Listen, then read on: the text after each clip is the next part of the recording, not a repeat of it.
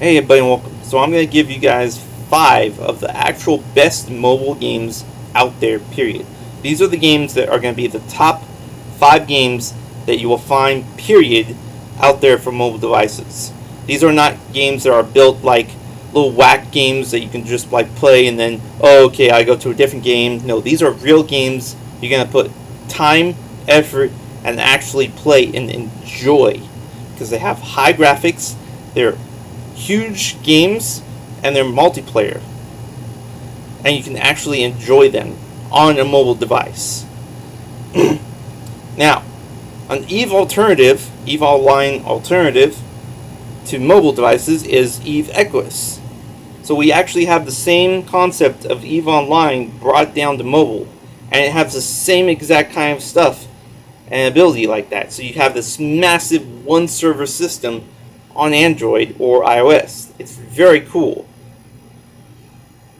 Then we have the kind of ripped off of that's pretty big and it's actually pretty interesting to play is Second Galaxy. That's a pretty decent big game that's more kind of PvP and PVE focused, but you can play online and all that jazz. It's pretty decent.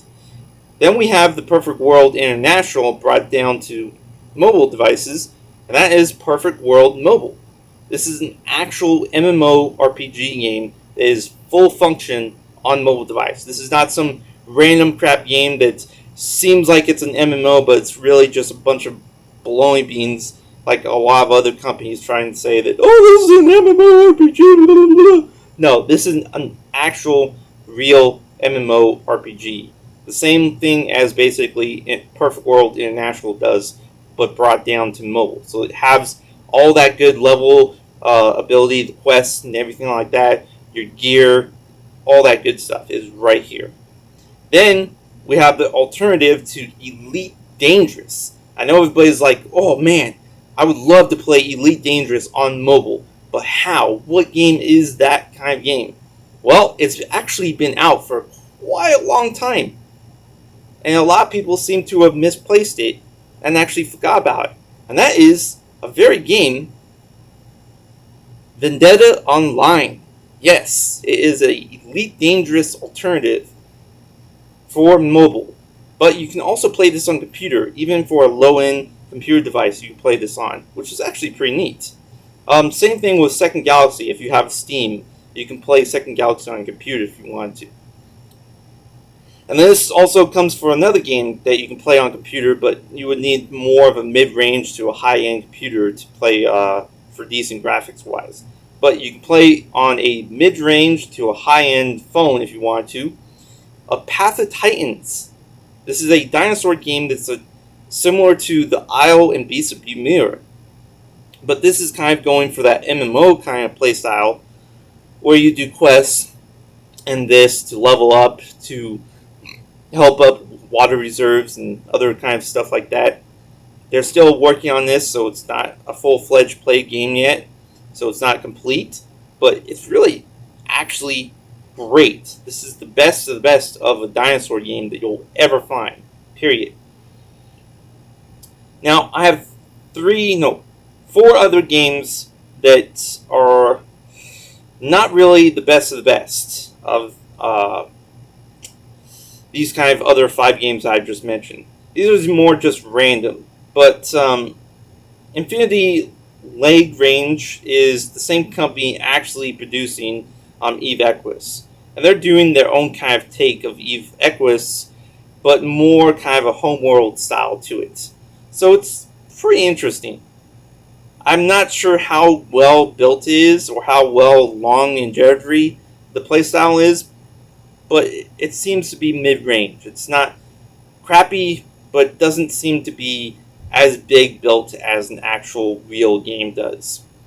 Then we have Stellar Wanderer, which is basically just a random throw game, which is just on the same title with any other Stellar game that's out there. No real one company makes Stellar, which is kind of weird.